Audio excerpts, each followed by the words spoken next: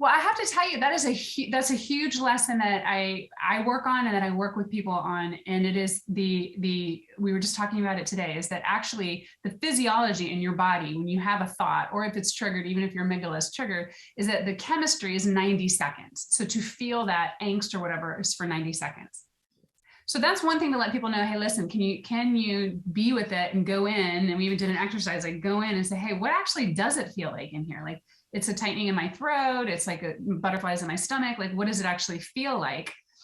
And the reason that's so important in terms of wellness, not just our own, what you're talking about, feeling better and feeling fulfilled and being able to work through and learn the lessons that we're going to feel, is that so often we go to alcohol, food, because we don't want to be feeling the feeling we're feeling, whether it's bored, stressed, or whatever. Let me make myself feel better with this food or with this thing or with this shopping or this, whatever, porn, right? Make myself feel better with this thing for a little bit, which only lasts a little bit.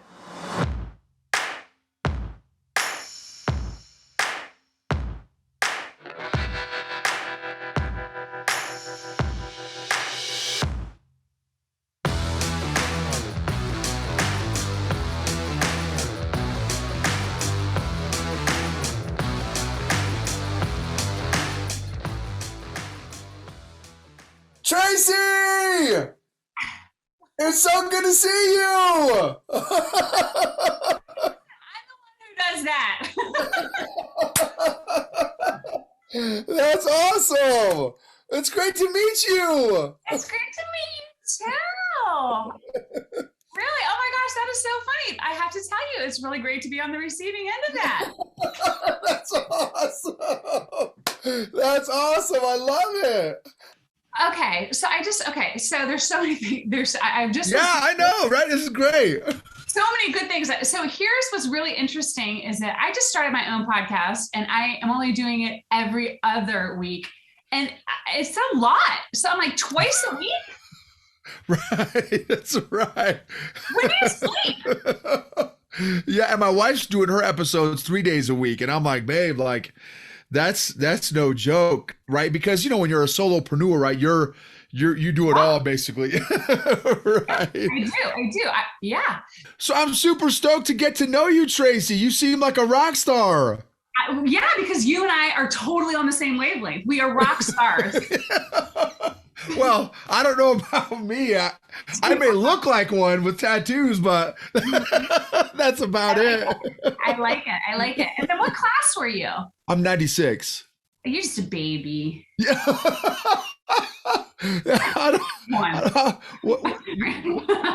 You're 91? Yeah, 91. Like I'm oh, right here. Oh, no way. Yeah, wow. You look like you're like 2000 and maybe 10 or something. How you're gonna say that, right? No, you look like you're 25, 30, Traci. That's amazing. I see. I knew I liked you. You're clearly a wellness coach. You're living it. Yeah, you got to deal, right? You got to do it. That's right. That's exactly right. 100%. You are legit in that and authentic. Yeah, right. No, I've had people since I've started a couple years ago. I mean, I've started my emotional growth journey 4 years ago, but my business 2 years ago and the podcast and stuff. And it's so funny. So some people have said, well, no, but I want to do what you do. What EQ certifications do I need? I'm like, bro, you need to get emotionally healthy. Don't worry about getting certifications, right? I don't need to be anybody's fitness coach, right? because I'm so overweight right now. I don't need to be telling anybody how to get right. And so I tell them, look, if you're emotionally fat, trying to, and you think that your certification is going to cover the fact, that you're emotionally unhealthy, dude, it's not going to work. Like, I'm just telling you right now, your certification means nothing. Right. Yeah, that's literally, well, so I'll tell you.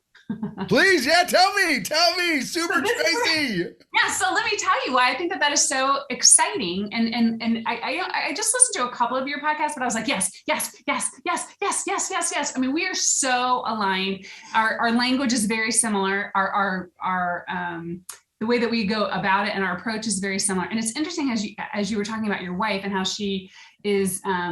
What was the word you used? It started with a D. Deliberative. Deliberative, right. So I've been told I'm writing a book that I'm a little too didactic, right? Because I need for things to be in a certain order, right? As an ex-pilot, as ex-Army officer, as you know, right? You have an SOP, you have standard Right. operating procedures. So I have that. I have that as my background, obviously, engineer, all of that. And I also was going to become a minister in the Unity Church. Yeah. Wow. And so I have this kind of spiritual, holistic, I understand everything is chaotic. And so that is my model, just in a nutshell. It's called the well-beingness model. So the wellness piece, what you're talking about, is the fuel, rest, and the movement. And what are the things that you do to take care of your organism, that is your body, including your brain? And so I didn't really get into that until after West Point, right? Because we had Right. you got to go do the APFT. Thank goodness we did not have to do the test that they have to do now, though, right? Right. That's right. Yeah, that's a little crazy. Yeah. So, so when I got out of the military, I was either going to go become a Unity minister or I was going to start my own fitness company. So I ended up starting my own company in DC and loved it. And that's when I was like, oh, wait, there's something to fitness, physical fitness. This feels really good. And honestly, the only reason I really got into it is because I had 3 kids under the age of 5 and they had childcare. Right? So it was like my respite. That's where I would go. And that's where I really got into it. And that's where I figured out, wait, it does feel good to feel good in your body. And it's also really good for your brain and for your heart. And it was a much better mom. So I got into all of that. And so I call that my grammar, my word for that is wellness. That's what I call wellness: physical, health, energy, and performance. And then after I moved here to Cleveland, I really got into it. I did a fitness DVD. I co-authored a book on nutrition with somebody. You know, I was like, I had low body fat. I looked like I had it going on, and totally binging on candy, way over drinking red wine. Right. And so I looked the part, I had the wellness, but I didn't really have the well-being. I wasn't happy in my marriage and there was other things going on. So, and I knew, like, I had the framework, and I would work with a lot of executives. This is what you do. This is how you feel. This is how you move. This is how you rest. This is how you improve your golf swing. This is how you do this. And it's one thing to know it, and it's quite another to do it. Preach it, sister. Yes, that's right. Right. And so that's why I went back to school. I got certified through Well Coaches and started learning about emotional intelligence and motivational interviewing and all of that stuff. And so then I call that, my grammar is well-being. That's the well-being piece. And so that's your thoughts and your emotions. And there's lots of, just like there's lots of stuff over here that you can do. You can go to Orange Theory, or you can do intermittent fasting, or you can do, you know, juicing or keto or vegetarian. There's all sorts of things that you can do. Lots of shiny objects. It's the same thing over here for well-being in terms of motivational interviewing or appreciative inquiry or tapping or meditation or prayer, blah, blah, blah. And there's so many things. So for me, I boiled it down to thoughts, your wife's podcast, and emotions, your podcast. Mm-hmm. And so basically that's well-being. And so I call that mental and emotional health, energy, and performance. And so I mix them together: wellness, well-being, well-beingness. So that's literally what you just said at the beginning. If you have crazy talk. I know. What'd you say? If you have a fat what? What did you call it? Yeah, if you're emotionally overweight. And that's the work. That's the work. That's the real work. That's right. That's right. I love that. Love it. So so there's no you. That's right. I thought we were speaking the same language. That's right. Absolutely. There's no tip or trick or certification or lipstick that is going to hide a low EQ. No. Somebody's low emotional health or you know, that kind of thing. Or a title, position, skill set. Like, you are going to be revealed at some point or time. Another one that's just right down your alley here is that pain and bitterness that's not transformed will be transferred somewhere else in your life. Say that again, because you went out just a little bit. Yep. Pain and bitterness that's not transformed will be transferred somewhere else in your life. And right. And I'm sure as an executive wellness coach, you've probably seen, that there's another great book, right? The Body Keeps the Score, that you see, right, how our emotional dysfunction impacts and this is where a lot of people don't realize, man, but our emotional health impacts every single area of our life, including our faith.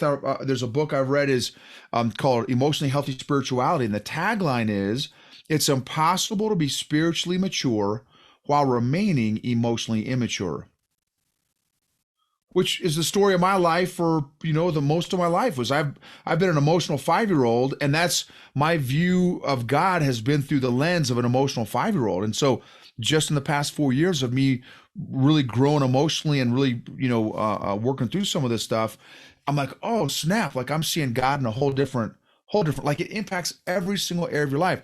What kind of, well, man, like I've got so many questions for you. What has your journey looked like for you? You want to know the whole journey? Give it to me, girl. Give it to me. So I think that the most important part of the journey so I have a 3D process that I use, again, right? The didactic, right? And so it really comes from a model of change, and it's discover, design, and dare. So you discover what's going on with you, right? Figure out, oh, do I even know what emotions I'm having? Discover what's going on. What do I want my vision to be? And there's a discovery process there. And like, what's real? Like, what do you really want? Not what you think you should want. And then we design, we've got 6 steps that we go through, right? To design that. And then to answer your question, the journey is dare, because it's a practice. It never ends. It's a daring to practice. So that is my ongoing, that's my journey. I'm still practicing. I'm practicing. And when I think I get it for a little bit, and then God gives me something else to play with. And I'm like, okay, here it is. So I know now that it is all good, that it really is all good in the highest sense. Right. And that it is here for me to grow and to practice. Does that mean I like it? No. No. And then yes.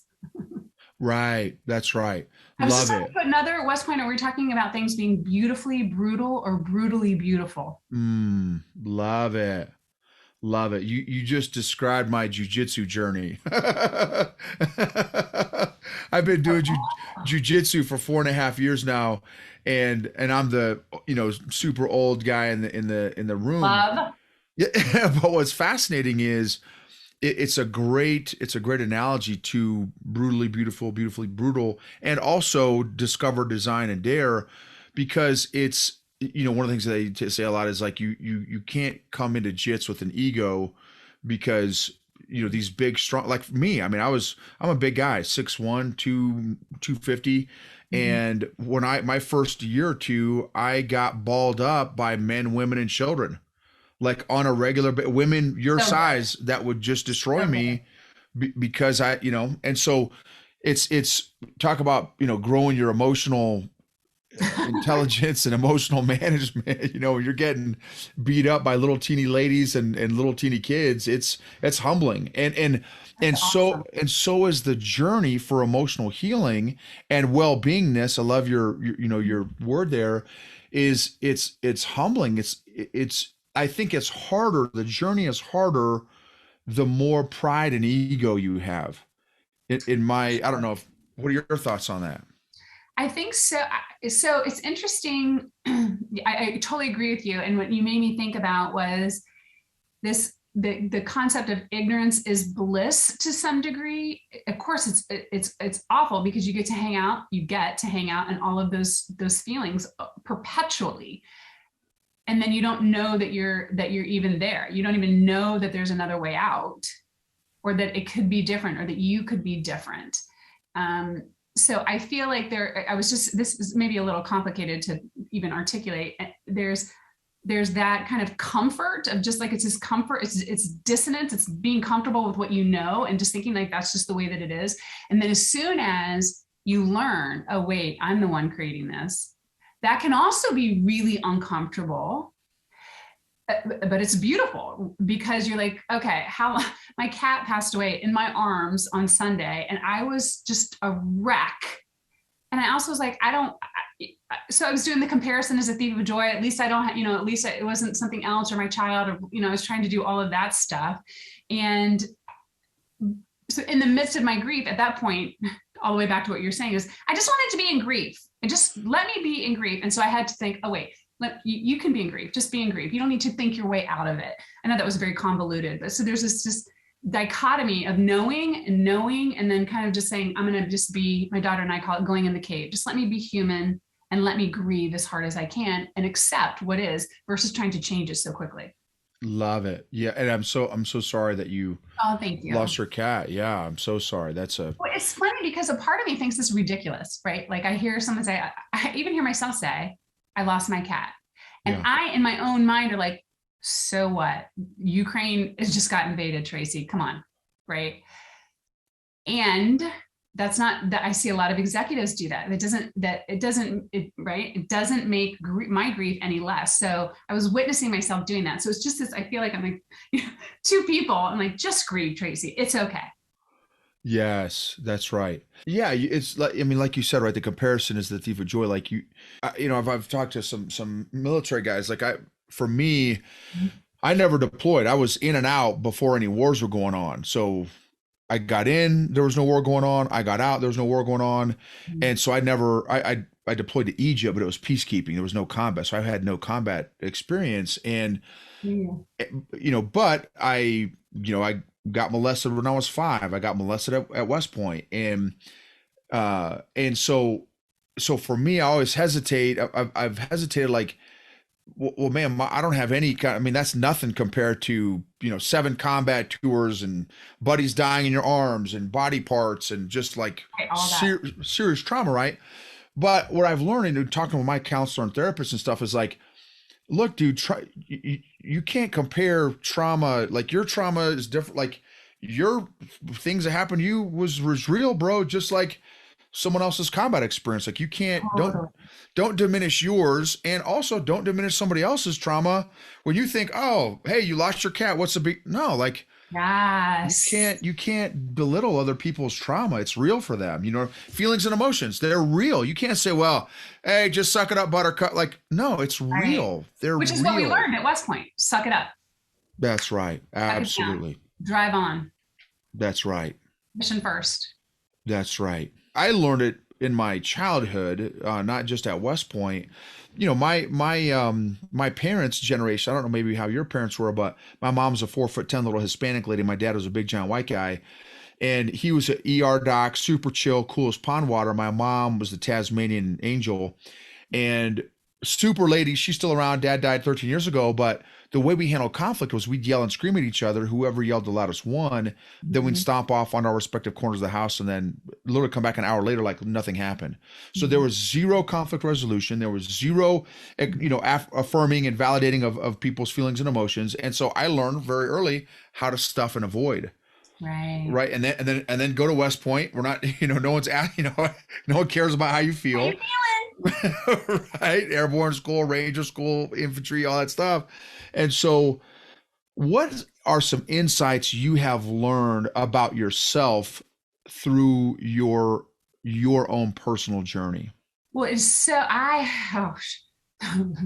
how much time do you have? I will tell you, I did a group coaching call earlier today. And as I am speaking to people, what I've learned is that whatever I'm saying out loud is really what I need to hear, honestly.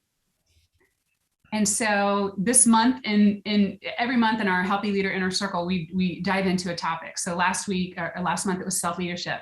This month, it's emotions and emotional and the power of emotions, and that there are no negative emotions really, that they provide information. And so that's what we're talking about today. And how your amygdala gets hijacked and all of that fun and interesting stuff. So what I have learned is that I am still learning, and I'm trying to think about when I am having my hardest days. I am doing that imposter syndrome. Like, you teach this stuff, right?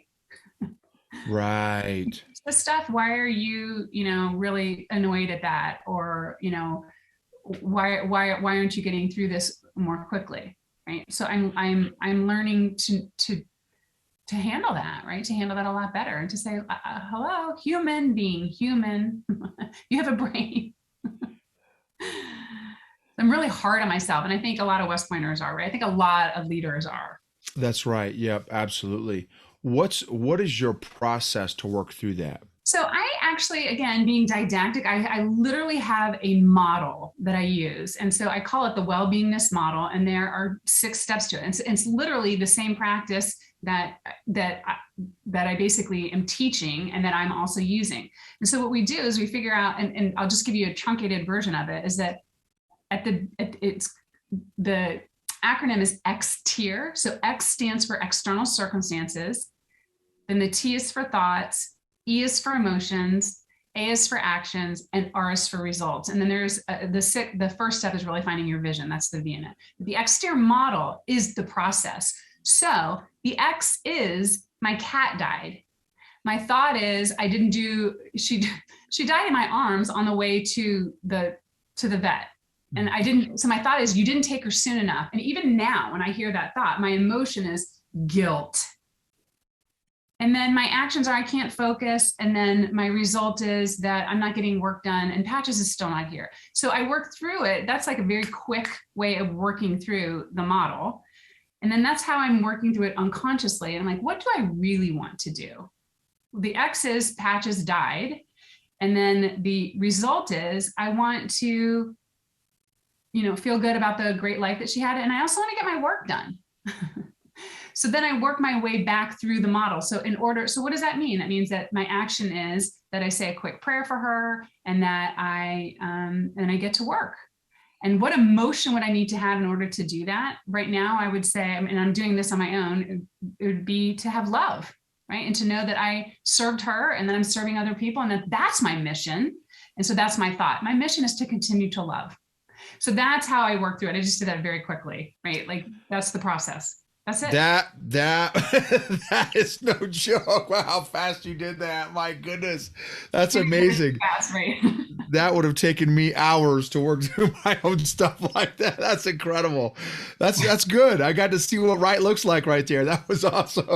So but here's the trick. So it's just like knowing the grammar and knowing the process. That's the first part. That's the discover, like who do I want to be and figuring that out. And then you design. I just designed it. Now I get to dare in the moment when I am in my own little pity party, right? In that moment, that's the practice. That's when I get to say, whoa, whoa, whoa. Okay, what would you like to do? Do you want to go sit and grieve for a little bit, or do you need to get your work done? And you know how hard it is when you want to be mad or you want to be annoyed or you just want to be in your emotion to purposely pull yourself out of it. Yes, absolutely. I talked to my counselor a couple, no, this has been probably 4 years ago now. And I came in and he said, "Hey, how you doing?" I said, "Man, I'm sucking like a Kirby vacuum." And I'm like, "Dude, what are the three, give me some like 3 steps to get out of this." He said, "Why?" And I'm like, Mhm. "What do you mean why?" I'm like, "Cause it's a valley. That's why." He's like, "Why do you want to get out of it so fast?" I'm like, "Dude, am I smoking crack?" Like, cause it's a valley. Like, what am I missing here, bro? Like, is Wow. this Yoda voodoo stuff? He's like, "Yeah, but," he said, "the way you're talking about it, you're talking about your valley. You've attached some beliefs to your valley like it's a bad thing." And I'm like, "Dude, it is a bad, like, what am I?" Doesn't feel good. Right. Right. Infantry guy, right? I need crayons. I need the pictures. Like, what are you talking about? He said, "Dude," he's like, "what if you get out of the valley before learning whatever lesson God wants you to learn in the lesson? I mean, in the valley." And I'm like, then my head exploded. I'm like, holy Hannah Montana. I'm like, okay, dude, that is super next level. So he really helped me to frame. He's like, "Dude, change your framework, your mindset about your valley. Like, make it a learning tool, a learning opportunity about what can you discover about God, what can you discover about yourself, what can you discover about others while you're in that valley. Don't try to just, oh crap, here's the valley, let me sprint out of this as quickly as possible." Like, no, hang out, chill, like, That and is huge. so anyway, that's awesome. Well, I have to tell you, that is that's a huge lesson that I work on and that I work with people on. And it is we were just talking about it today, is that actually the physiology in your body, when you have a thought, or if it's triggered, even if your amygdala is triggered, is that the chemistry is 90 seconds. So to feel that angst or whatever is for 90 seconds. So that's one thing to let people know, hey, listen, can you be with it and go in? And we even did an exercise, like go in and say, hey, what actually does it feel like in here? Like, it's a tightening in my throat. It's like butterflies in my stomach. Like, what does it actually feel like? And the reason that's so important in terms of wellness, not just our own, what you're talking about, feeling better and feeling fulfilled and being able to work through and learn the lessons that we're going to feel, is that so often we go to alcohol, food, because we don't want to be feeling the feeling we're feeling, whether it's bored, stressed, or whatever. Let me make myself feel better with this food or with this thing or with this shopping or this, whatever, porn, right? Make myself feel better with this thing for a little bit, which only lasts a little bit. Right. Yeah. And I know for me, because I've been a food addict for people pleaser addiction, food addiction. And for me, it's been that is one half of it where I just, okay, whoa, I'm not self-aware and I'm feeling something, but I don't know what it is. And I don't like to feel this stuff. And I don't have a language for it. I don't have any tools. So I'm really scared. So I don't want to feel this stuff. So let me just eat. But the other part of it is it gives me a false sense of control. Yes. Right. And so, which is also right. Is not an accurate thing as well, Yeah. And I think that that's especially true for leaders. I think that it can be lonely at the top, or entrepreneurs, right? Or people who, or even soldiers. I was just talking with Kenny Mintz. He's my classmate who put a little plug in for him. He's walking across America for, he just retired, talk about tours, 6 of them. And so he was talking about how when you are in combat with somebody, you've gone through something, that type of bond that you cannot replicate with your spouse or with your children, and that is one of the reasons that they feel so lonely, is because that is gone. Even though it's a terrifying experience, that connection, so they feel lonely. So they come back and they are lonely. There's no way to replicate that. So it's the same for leaders and for executives. And I just feel so alone, which is why the things that you do in terms of connecting people is so important, because people are like, wait, I'm not the only one who feels like this. I'm not the only one binge eating. I'm not the only one thinking, even though I have the house and the car and the job and all that this sucks and that I'm not fulfilled. Like, that's what I love about looking through your podcast and what you're doing. Awesome. Yeah, no, thank you. That's great. Well, and I appreciate that. And for me, I don't know. There's another super powerful quote that I've never forgot. It's, you can impress people with your mountaintops, or you can impact them with your valleys.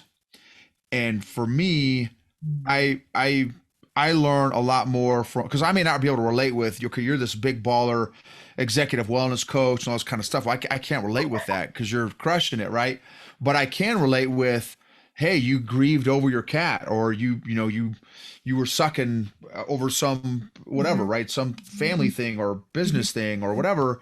I can relate with that because I've had those similar valleys. And so I don't know, for me I call myself a professional learner.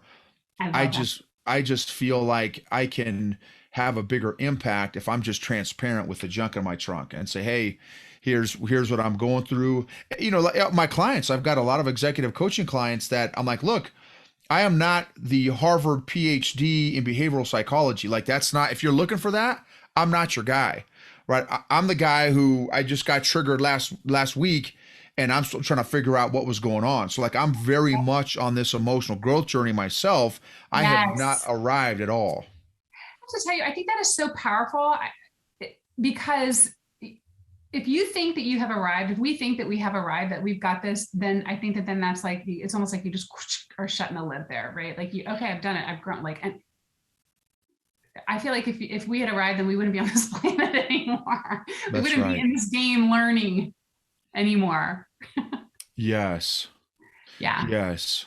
Yeah. No, I agree. But I will tell you, I have met some folks, one of the clients I'm working with right now, who happens to be an old school vet. This gentleman, I would say, definitely errs on more of a fixed mindset Mhm. than a growth mindset. And it's, as somebody who's, I don't know that I would go so far as addicted to learning, but I'm pretty close. Like I love learning, and I know I have so much to learn and grow Me too. and change. When I see that mindset, that where the door is like 95% closed, I'm just like, dude, do you know how much life you're missing? Do you know how much, like, the opportunity cost of a fixed mind is brutally brutal, not even beautifully Brutal. brutal. Yeah, It's yeah, just it is. It is. it's just I think you're brutal, right. you know. And it's the other thing that you were making me think of when you were talking about the yin and yang and in the being in the valley. So the 32nd Psalm, so I walk through the valley of the shadow of death.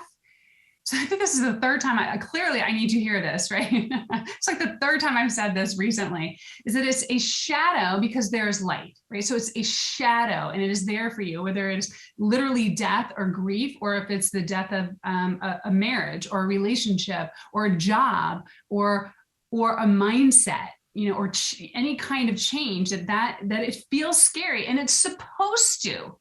It's supposed to. That's the shadow. Right. That's the shadow. Yeah, love it, love it. And I think part of my kind of where I'm at too is almost kind of what you said a little bit, is what you're working on is for me is like I want to get more comfortable, like in jujitsu, because I'm bigger than everybody. I always start on my back and just let them take whatever dominant position they want. So if they want to get in mount, if they want to get in side control, whatever the position they want, I'll let them start there. So Mhm. for the last 4.5 years, I always start in a very uncomfortable position, the weaker positions. But Mhm. now after 4.5 years, like, I'm completely comfortable with them being in dominant positions now. I want to get to the place where I'm doing the same thing emotionally, Mhm. where I get comfortable in the valleys, and not just comfortable. Like, I want to. One of my goals is I want to master the valleys. How can I really get as much out of the valleys as possible, and really capitalize and maximize those valley times? Okay. So this is so crazy. I think I put up a post. I want to say it was like last Friday. And it was the cadet prayer, choosing the harder right over the easier wrong, Yep. right? Not settling for half truth when the full truth can be won. Somebody sent me the commando prayer. And I just looked it up, which is literally what you just said. Have you heard of the commando's prayer? Okay, so can I No, read it to you? It's short. please. Okay. It says, "Give me, my God, what you still have. Give me what no one asks for. I do not ask for wealth, nor success, nor even health. People ask you so often, God, for all of that, that you cannot have any left. Give me, my God, what you still have. Give me what people refuse to accept from you. I want insecurity and disquietude. I want turmoil and brawl. And if you should give them to me, my God, once and for all, let me be sure to have them always, for I will not always have the courage to ask for them." That's you. That's your prayer. That's what you just said.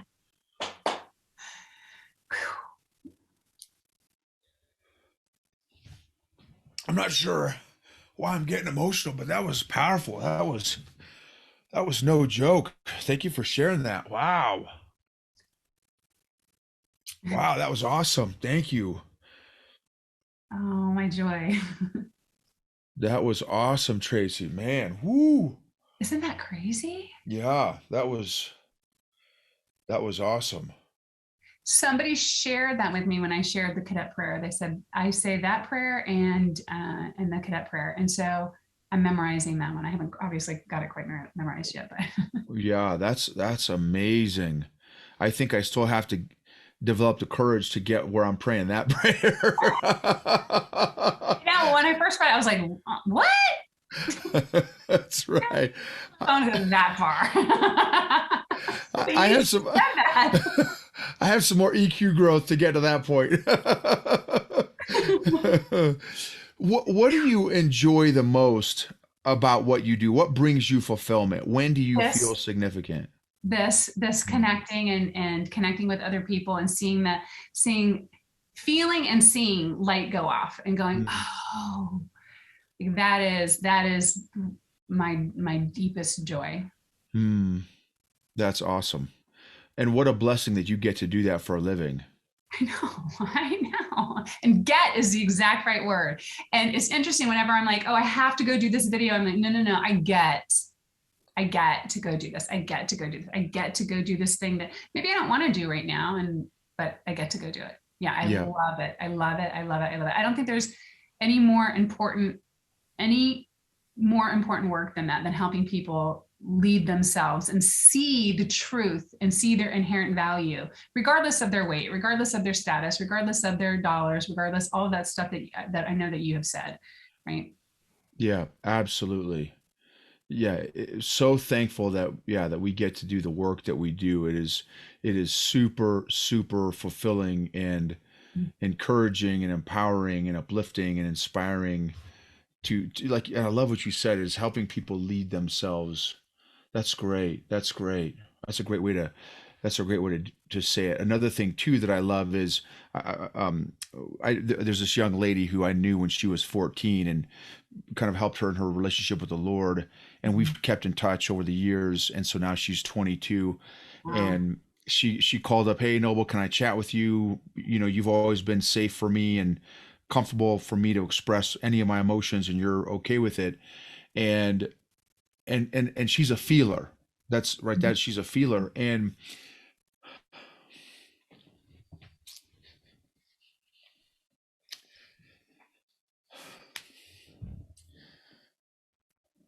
so I told her, I said,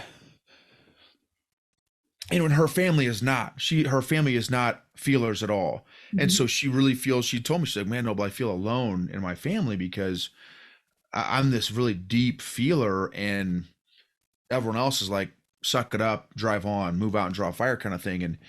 And I said, look, girl, like that is your superpower. Like it's your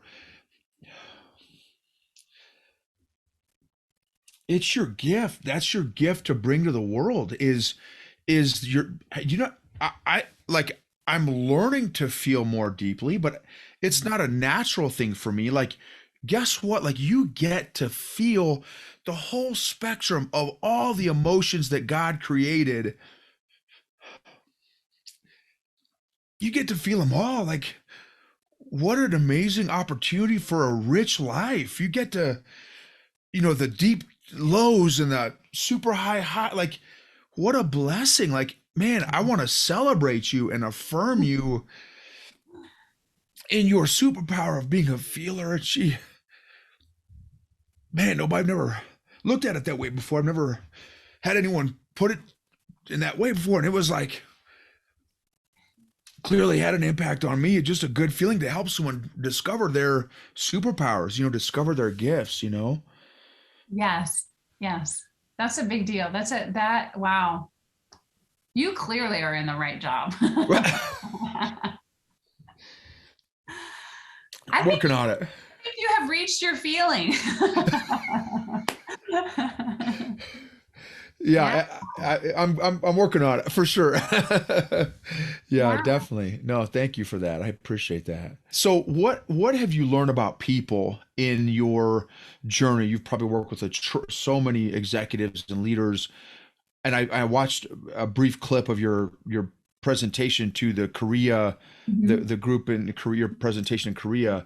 What are some insights that you have learned about this concept of well-beingness Mhm. in leaders across boards, spectrums, industries, cultures? What are Mhm. some things you've learned? I think I have learned one of the major lessons is how willing people are to sacrifice themselves in service to, as I was saying earlier in the podcast, to the mission, right? And putting the mission in front of themselves, and how that there is some confusion about you being a part of that mission, that you being your best self is a part of it, and that you are included. You need to take care of yourself. You get to take care of yourself. You are a part of the mission. And it's very easy for us, it's very culturally acceptable to not get enough sleep, right?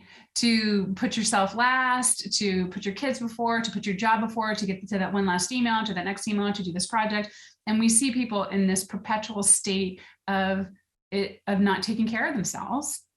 And we kind of talk about how that's, I mean, we give some talk to wellness and well-being and say, hey, make sure that you're taking care of yourself. But I'm surprised at still how willing in this day and age people are to put themselves second, including myself sometimes. That's interesting, as I just said that.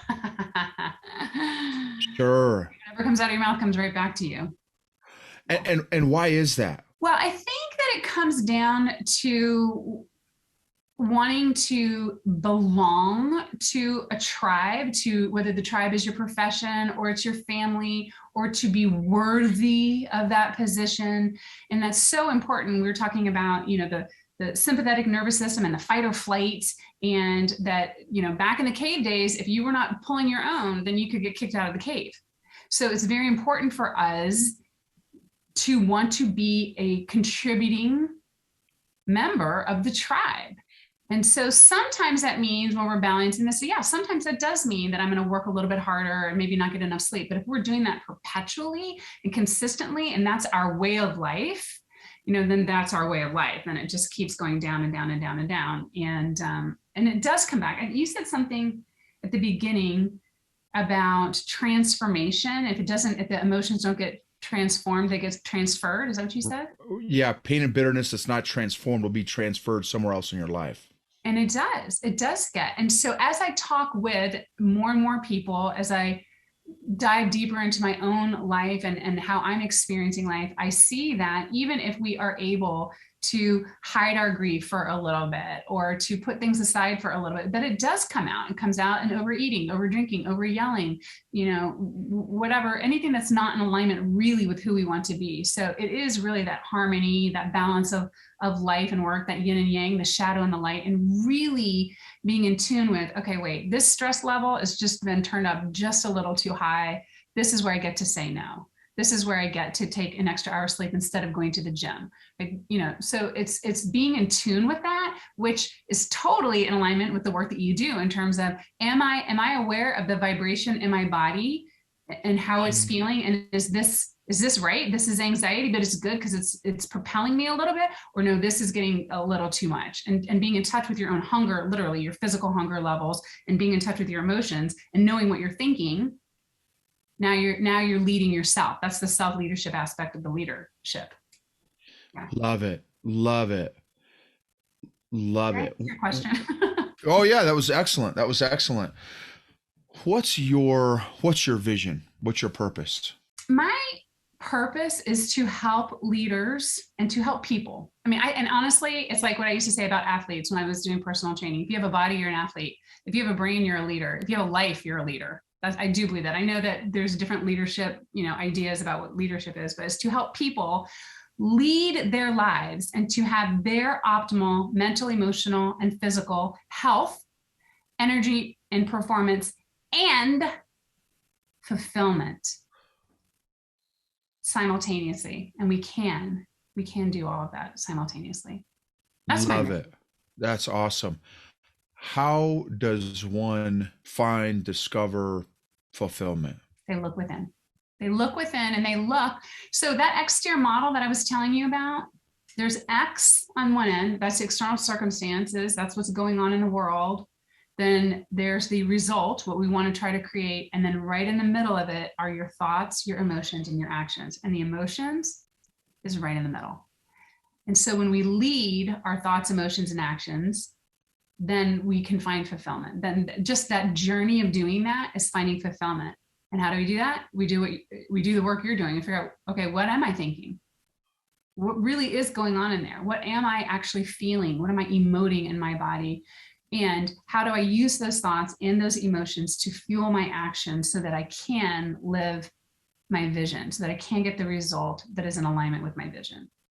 You do it with your thoughts, your emotions, and your actions. Awesome. 1, 2, 3. Oh, and that's why I have this little cup of tea. This is what I use. Your thoughts, your emotions, and your actions. This is your tea. That's all you need. That's great. I love it. The cup of fulfillment. That's great. Which takes practice. Well, that's exactly right. I mean, so that's an excellent point. I, being a people pleaser addict for most of my life until 4 years ago, and it's so number one, it's exhausting, which I had no idea. I had no idea it was exhausting because that's all I knew. I didn't know any other way of living. But Mhm. every single decision I would make would be for somebody else. I would seek validation, affirmation, and approval from everyone else around me, even strangers. Right. Man, do Crazy. they Yeah. constantly pinging? Hey, am I making them happy? Do they like me? Do they like me? Am I making them happy? And that was my identity. Now I tell you, no, my identity is in the Lord because I am this whole. No, no, Mhm. that's all BS. Mhm. I was trying to seek right my identity in other people, which is not a good, healthy way to live. Mhm. And I did not know. I did not start discovering who I was until I stopped becoming a people pleaser addict because I was Gilligan, right? I was the modern day Gilligan. Like, oh, no, that's a great idea. No, no, no, that's a great idea. Oh, no, that's a great idea. No, but what do you think? Well, I think what you think. Like, I didn't have Totally. my own thoughts. I didn't have my own. Like, I had no idea. What are my desires? What are my goals? What am I just pick whatever your goals are. Like, well, Tracy's got some really good ones. Let me pick hers. Like, But you her, know, right. right? And so for me, and there's a lot of talk about authenticity too. I think authenticity, in my opinion, cannot happen without emotional intelligence. If you don't know, like self-awareness, right, is a huge part of EQ. If you're not aware of who you are, how can you be authentic? Authentic Right. With with what? what? Right, right. How would you So know? yeah, that's exactly right. That's exactly right. So I love it. Again, we are so aligned. So I do everything in threes so I can remember it. And so for when people are starting to do their vision and figure out, okay, what is it? I mean, there's so many ways to do it, right? What's your mission? What's your vision? And it's like, it's up on the board. Do we ever pay attention to it? Up in corporations. And so the way that I like to think about it is that there's three concentric circles and and there's a little stick figure right in the middle, and that is your private relationship. It's a relationship with yourself, your Mhm. thoughts, your own emotions, a relationship with your God. And then one concentric circle out are your personal relationships. Those are those little hearts walking around outside your body, those children and your spouse and all the people that you're close with. And then one other concentric circle out is your professional life or your public life or the people who listen to your podcast who you don't even know, right? So you have a relationship with each one of them, and who's at the center? Mm, You. You are at right. the center. And so you have to take care of that core in order to perform and also to serve those other people. Yeah, that's great. Love it. That's great. See, I'm infantry, so I like those pictures. That's good. Those concentric Those circles. stick figures, right? That's right. I wasn't high speed like you as an aviator. So Drawing pictures like that. When I went to flight school, that's where I started to realize how I really learned. That was hard. So I started drawing helicopters and then the system and then the governor. And then I was like, oh, wait. And then I would pretend like I was teaching it. And now voila, here I am. I'm still teaching what I need to learn. that's awesome. I love it. Oh my goodness. Now were you Blackhawk? No, Huey's Oh, okay, yeah. basic, just the basic. That's amazing. You were That's in Ranger awesome. school, right?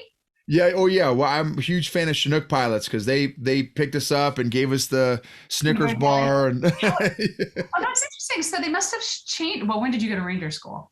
97, January of 97.